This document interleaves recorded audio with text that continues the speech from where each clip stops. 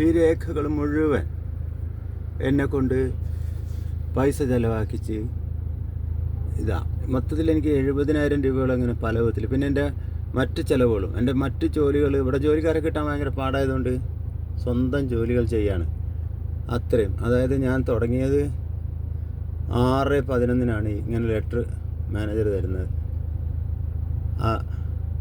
അത് മുതൽ 23 ഞാൻ 24 കടന്നു.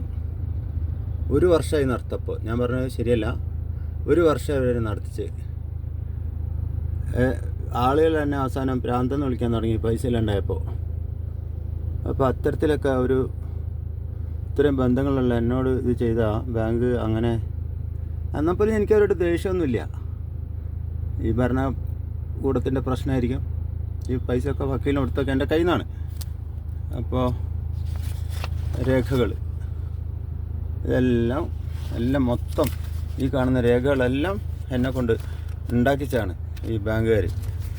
അതെന്നാൽ പിന്നെ ഇവർ എന്നിട്ട് അവസാനം ആദ്യം തന്നെ പറഞ്ഞാൽ പോരെ നിങ്ങൾക്ക് ലോൺ തരാൻ പറ്റില്ല എന്ന്. അതാണ് ഞാൻ പ്രതിഷേധിക്കുന്നത്. അപ്പോൾ ഇതുണ്ടോ, ഈ സ്ഥലത്തിന് ലോൺ കൊടുക്കാമെന്ന് പറഞ്ഞിട്ട് വക്കീൽ തന്ന സർട്ടിഫിക്കറ്റൊക്കെ ഇതിലുണ്ട്. ആവശ്യമുള്ളിടത്ത് അന്നേരം സബ്മിറ്റ് ചെയ്യുന്നതാണ്. ഇപ്പോൾ തൽക്കാലം ഇത് അവസാനിപ്പിക്കുന്നു. Thank you so much.